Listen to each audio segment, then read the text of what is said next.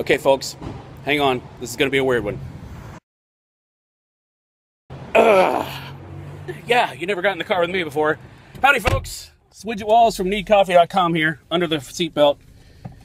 Things are a little strange today because we have a guest and a driver as well. It's Bailey again. Hola. Because we're doing a Wayhomer sequel to a sequel that we saw the original of. And so yes, for those who don't know, we're here. We've just left the cinema. We're literally pulling away from the cinema right now. And we've just seen a film. That's what you do. And we're going to tell you about that film on our way home. My way home, and then he's going to drop me off, and then he's going to go home. But you're going to come with me. So, anyway, we're here today to talk about Avengers, Age of Ultron. So, synopsis. What the hell can we say about Age of Ultron as a synopsis? Well,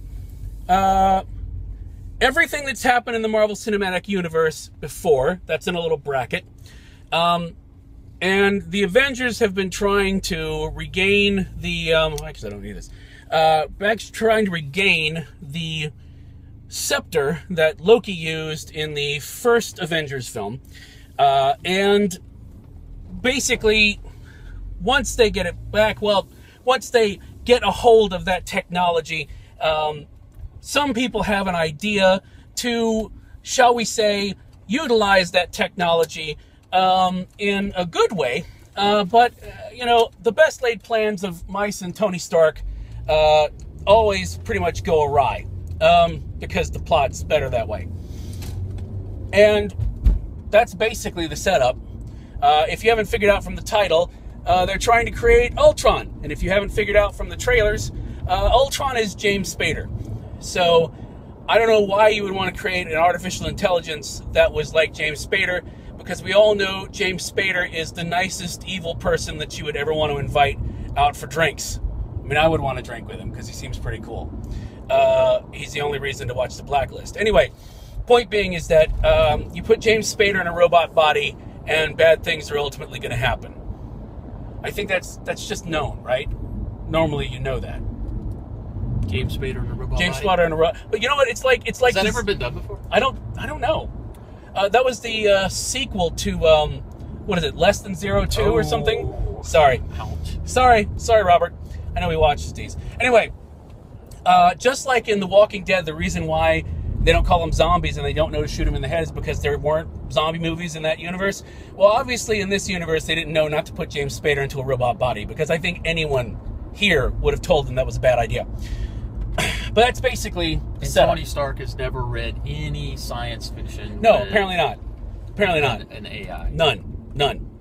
So, did they even put in the Asimov laws for robotics? Did they even cover that? They apparently don't have Isaiah Asimov in this universe either. See?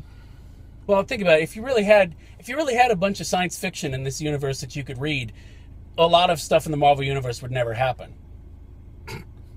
I mean, if you think about it. I mean, if they read it and actually understood it. But you know what? We have him in our universe, and somebody's still going to do something stupid, so, you know. Well, that's true. But a different kind of stupid. The stupid that doesn't lead to superpowers, which is actually a good stupid sometimes. Anyway, the point being is that that's your setup for the Avengers, and obviously you've got Quicksilver and Scarlet Witch, and you've got all the returning characters. Pretty much everybody from all the movies. From all the movies. The only thing they basically haven't done is pull somebody in from a television show yet, but that's coming. So anyway, so that's the synopsis. So what do we think of the film itself? Oh, I thought it was a strong sequel, if not a. I mean, there was no expectation on my part that they were going to hit it anywhere close to the first one. I just thought the first one was tight from the beginning to the end, except for Captain America's uniform. But I probably said that in the last Wayhomer. Yeah, I was the one who hated his helmet in the last one. I just hated all of it. So it wasn't great. No. You hated it in Winter Soldier. I hated. No. I enjoyed it in Winter Soldier. Oh, okay. Well, I couldn't stand it in the first Avengers movie. So, anyway, the point being is that that was your only problem with the first film. That was my only problem with the first film. There are more problems with this film, but you know what? It was still. you got to give. I've actually read a couple of pre-reviews, and there were some actually surprisingly unpleasant things to say about Joss Whedon's writing. And I got to tell you, his ability to juggle that many characters relatively well, it's like George R.R. Martin in film. You know, how do you keep that many balls in the air and not have them step all over each other's toes? But it actually came out on time. Sorry, George. Don't kill me, Neil. I know they watch these too. Anyway, no, yeah. I mean, part of it is that you have an amazing amount of characters. I don't think any of them got short shrift. Unlike, you know, in Avengers, everyone was bemoaning the fact that Hawkeye was sort of taken out towards the beginning, which Whedon has said was because he had so many characters to deal with. But that was used to good purpose in this film. Oddly enough, one of the criticisms that I read was that Hawkeye was in this one too much. Well, see, you can't please some people. I don't try to please anybody. Yeah, well, this is true. But no, I agree. I think it's just a different film because obviously you, rather than retelling any origin story, it sort of assumes that you know the story going into it. But I think honestly, I mean, one of the criticisms that I have about films is that if you went into this film without having seen the first film, Lord of the Rings 2. I remember you couldn't stand that about Lord of the Rings 2. Well, but at least, you know, at least with this one, you kind of can figure out who people are just based on watching the film. Right. You know, the problem is with Two Towers is that it felt like a middle film. It felt like it wasn't as bad as the Harry Potter films, which said we don't have to explain anything because everyone's read the books and they've read them recently and multiple times. But no, so that's my question. It wasn't an abrupt start. It wasn't an abrupt start. Abrupt end. No, it basically started.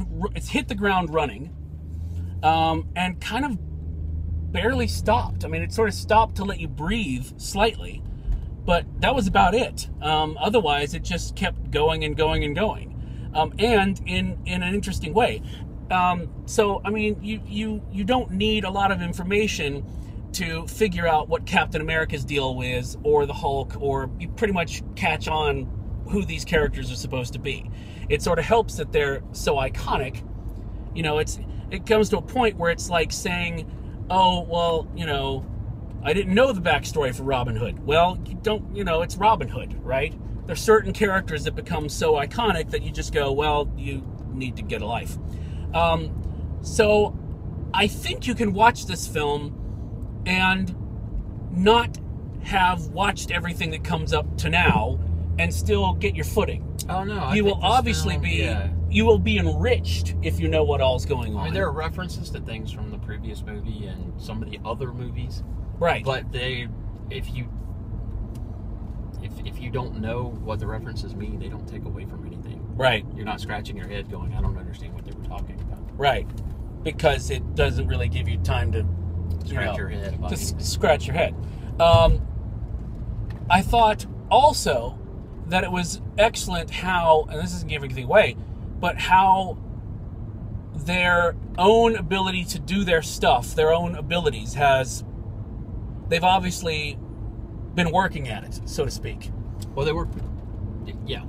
Not only team-wise, but they've enhanced certain things and they've gotten better at what they do, which is also nice. It was a natural progression, is what you would expect. A natural progression. You know, it's one of the things I liked about Days of Future Past is that when you have had powers, you never want to be a comic geek in a theater and come up with more original ways to take out stuff than the people who supposedly have had the powers for years and years and years have. That's sort of frustrating.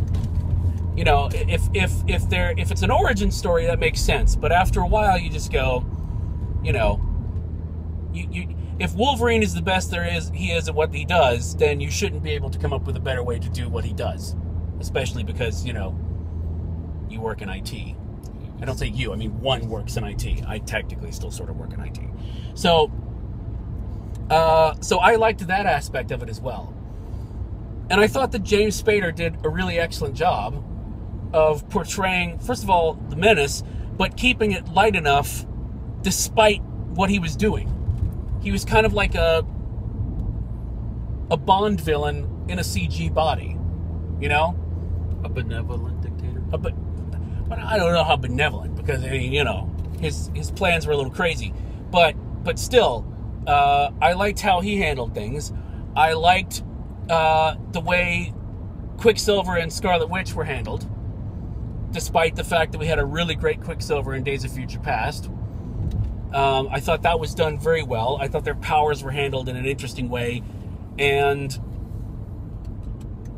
I don't know. I think it's very obviously, and I think Rob said this because he saw it earlier, is that it's very obviously, you know, a second film, like, I think he said like chapter 6 in an 18-part saga. You very definitely get that impression. But I thought it was handled a lot better than, you know, Two Towers, like you were saying. So, what else? I mean, we have the same cast from before. It's Whedon dialogue. It's Whedon dialogue, and it's actually snappy and good. And I read some complaints about that too, and I'm like, you know what? You just...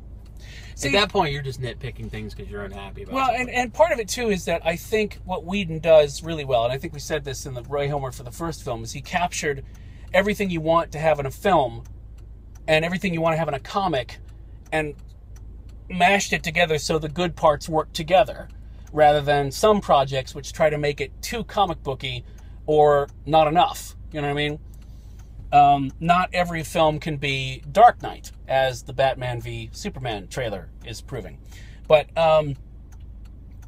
it still had that comic book crazy feel to it without, I think, losing non-comic book reading audiences. Well, when have you ever read, especially, and I tend to go back to the, what do they call it, the Silver Age comics when I was a kid, you know?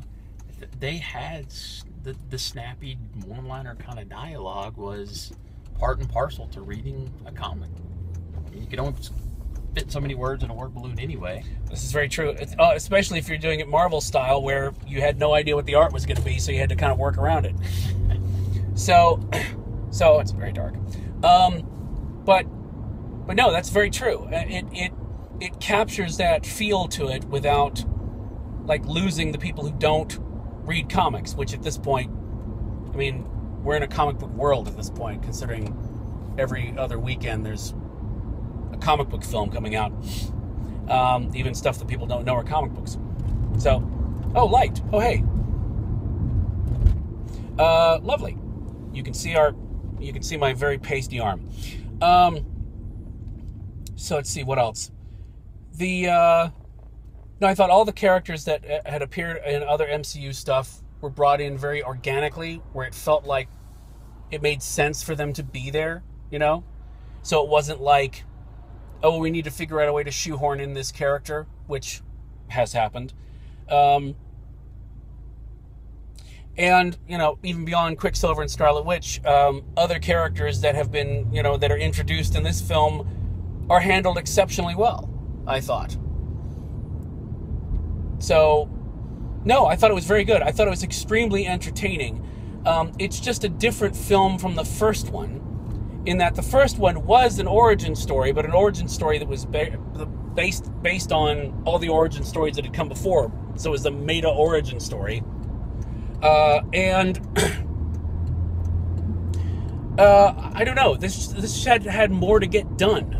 Whereas this plot was more complicated than the first movie. Yes. Which also means there's more exposure where you could probably pick some holes in the plot if you really wanted to kind of nitpick it. But, you know, and there were actually a couple of areas where I thought it was a little forced in order to make this happen. You're like, okay. But still, I thought it was handled, you know, pretty well, and it was extremely enjoyable.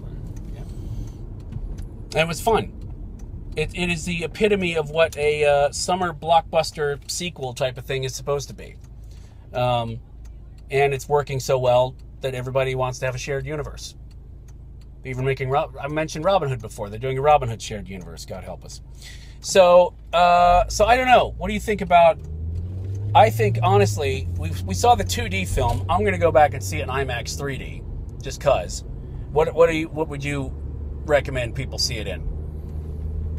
I was glad we saw the 2D film, actually. Really? I liked the 2D film. I was completely. Although we saw did we see the first one in 3D? We saw IMAX 3D. We did. We did, and it was worthy. Yeah, there was nothing detracting about the 3D in that right. movie, and that might have been actually the first one I saw in 3D where I could say that. Yeah. Yeah, given the chance, I might go back and see it in 3D. But I thought the 2D was good. Cup-wise, what do you think? Oh, I would say this is a solid 4. Really, a 4? Yeah, I'll give it 4. Wow. I'm going to give it at least 4.5. Just because I had a really good time. I don't think it's as good overall as the first film, but it's pretty damn close. I'm older, more crotchety now too. That's true. So. He's older and more crotchety than even I am, which is saying something. Yeah, wait a minute. No, I'm just saying I'm old. That's why. We don't want this review to devolve into me debating crotchiness. No. That's the wait, what is that? The crotch homer? No. So somewhere in there between 4 and 4.5, I think is our cup rating, and you should see it on the big screen because it's your friend. Yep. Absolutely agree with that. Yep. So there you go. There's another Wayhomer in the can, and Bailey and I will be back when they do Infinity War Part 1. We'll need to review that together. Yeah. Yep. I'll just keep it going. Yeah, indeed. This is our shared universe, you know. He's going to go off and have a TV show, and I'm going to do these, and it'll be great. So thanks so much for watching. As always, you can find more of these things on needcoffee.com, he said from the corner of the screen. Oh, my God. So come see us there, and we will see you next time on the Wayhomer Reviews. Say goodbye, Chris. Goodbye, Chris. Bye.